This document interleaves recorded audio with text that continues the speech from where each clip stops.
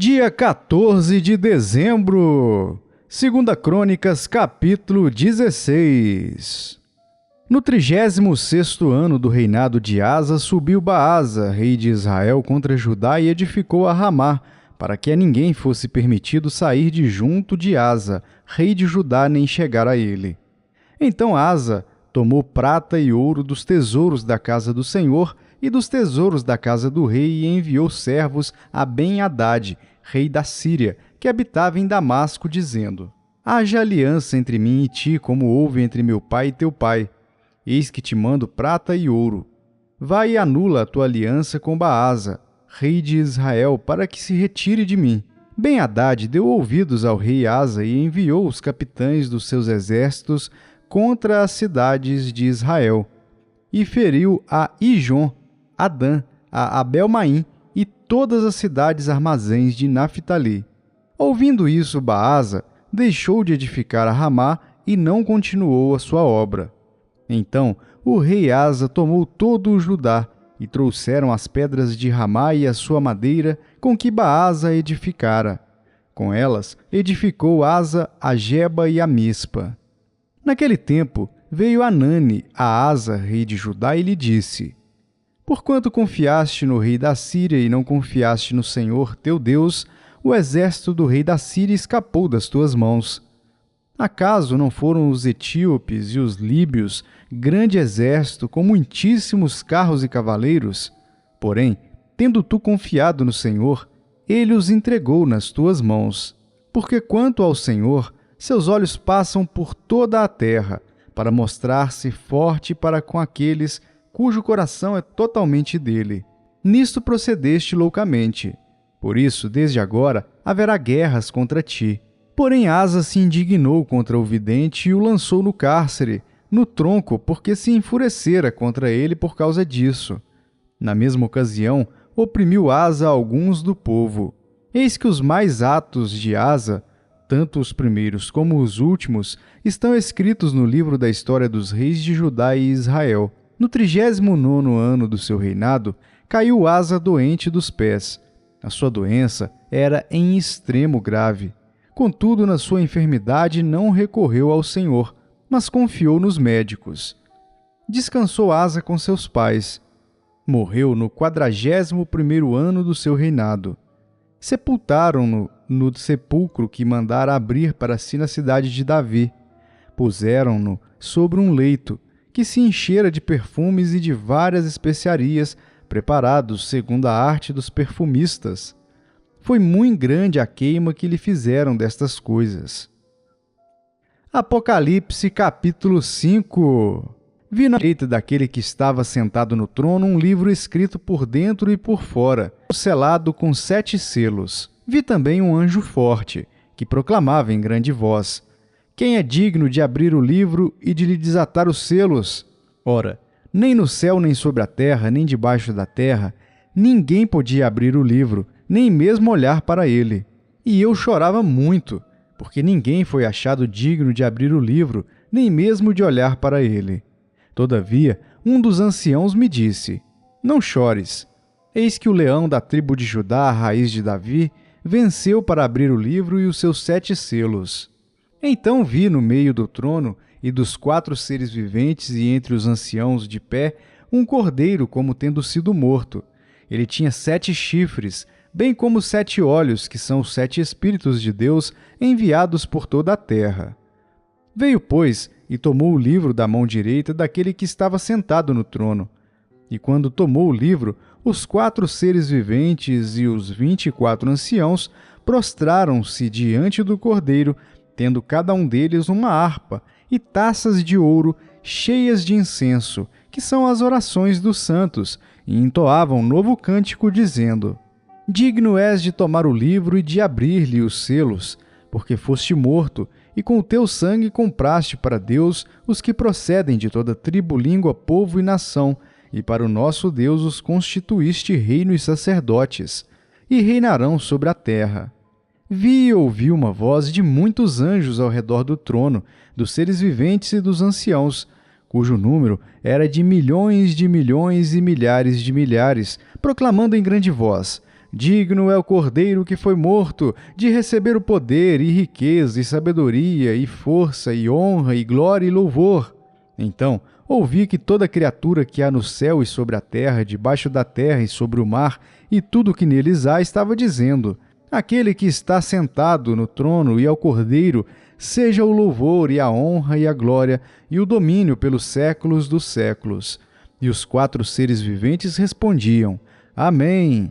Também os anciãos prostraram-se e adoraram. Zacarias capítulo 1. No 8º mês do 2º ano de Dario, veio a palavra do Senhor ao profeta Zacarias, filho de Baraquias, filho de Ido, dizendo: O Senhor se irou em extremo contra vossos pais. Portanto, dize-lhes: Assim diz o Senhor dos Exércitos: Tornai-vos para mim, diz o Senhor dos Exércitos, e eu me tornarei para vós outros, diz o Senhor dos Exércitos.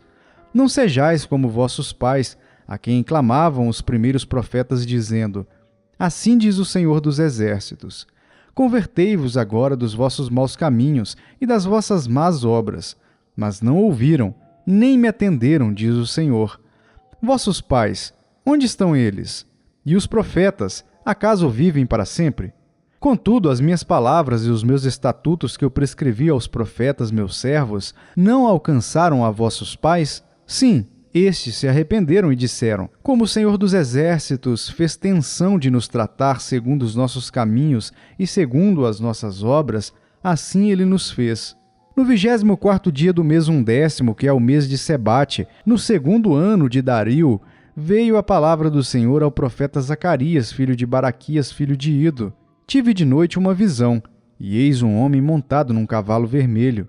Estava parado entre as murteiras que havia num vale profundo. Atrás dele se achavam cavalos vermelhos, baios e brancos.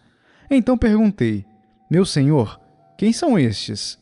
Respondeu-me o anjo que falava comigo: Eu te mostrarei quem são eles. Então respondeu o homem que estava entre as murteiras e disse: São os que o Senhor tem enviado para percorrerem a terra. Eles responderam ao anjo do Senhor que estava entre as murteiras e disseram: Nós já percorremos a terra, e eis que toda a terra está agora repousada e tranquila.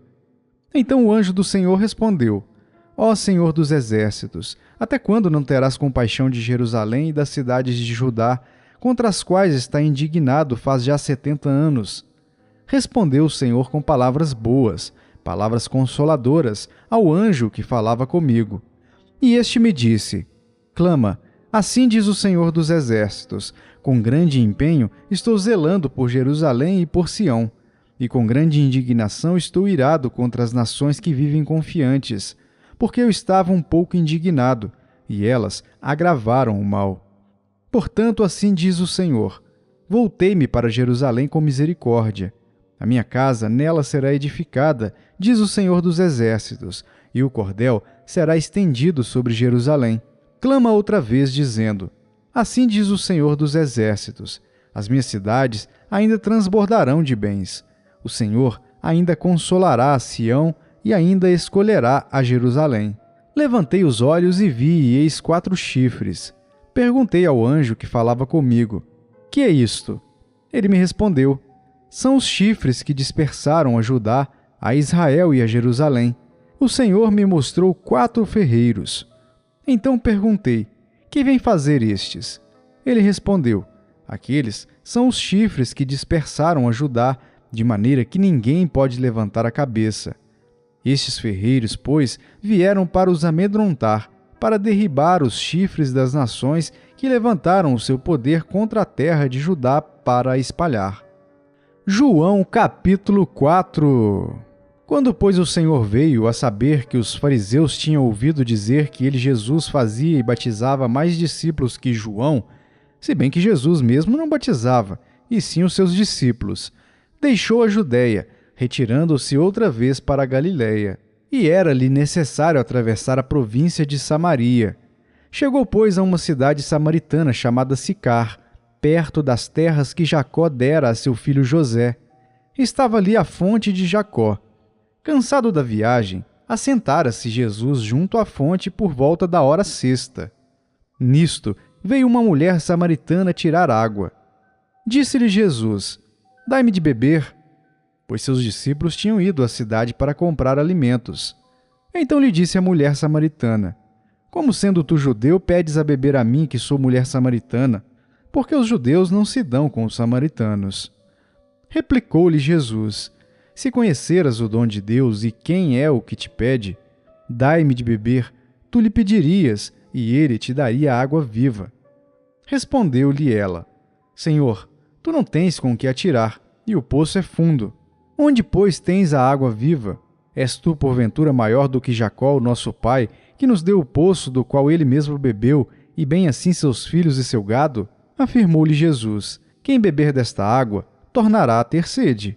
Aquele, porém, que beber da água que eu lhe der, nunca mais terá sede. Pelo contrário, a água que eu lhe der será nele uma fonte a jorrar para a vida eterna. Disse-lhe a mulher: Senhor, dai-me dessa água para que eu não mais tenha sede, nem precise vir aqui buscá-la. Disse-lhe Jesus: Vai, chama teu marido e vem cá. Ao que lhe respondeu a mulher: Não tenho marido. Replicou-lhe Jesus: Bem disseste, não tenho marido, porque 5 maridos já tiveste, e esse que agora tens não é teu marido.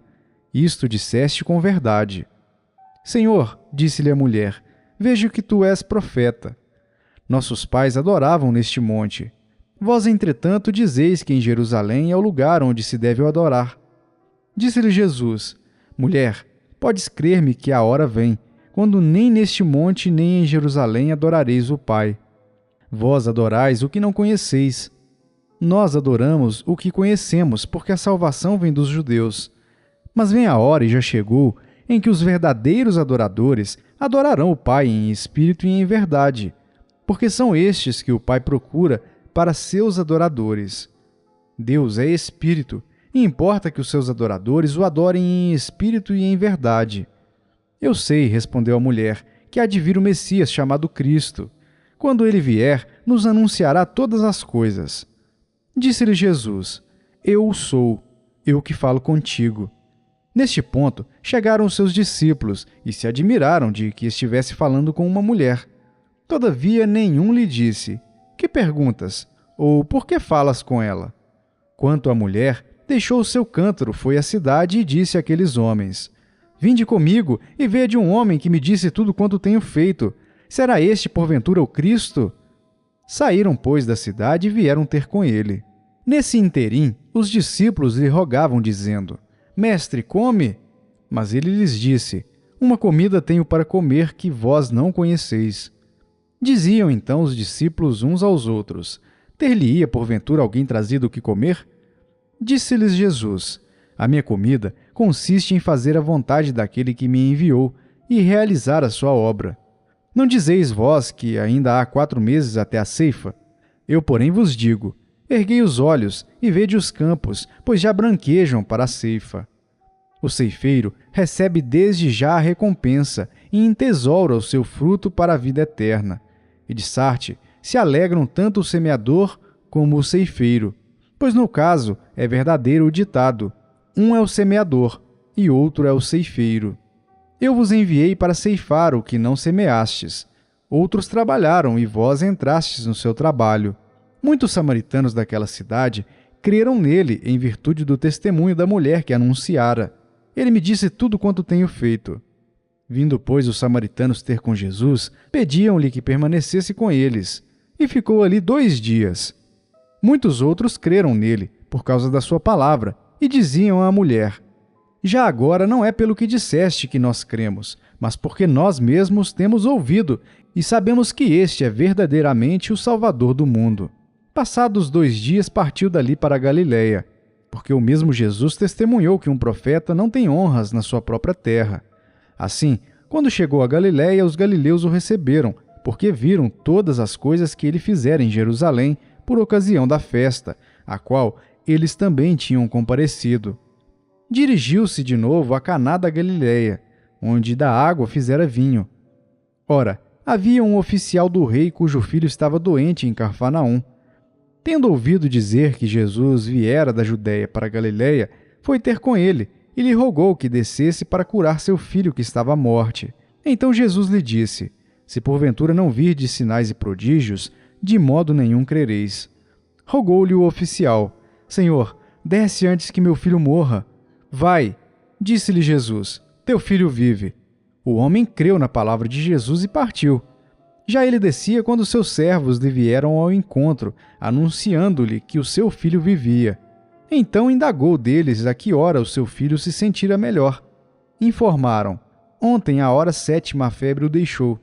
Com isto, reconheceu o pai ser aquela precisamente a hora em que Jesus lhe dissera: teu filho vive, e creu ele e toda a sua casa. Foi este o segundo sinal que fez Jesus, depois de vir da Judéia para a Galiléia.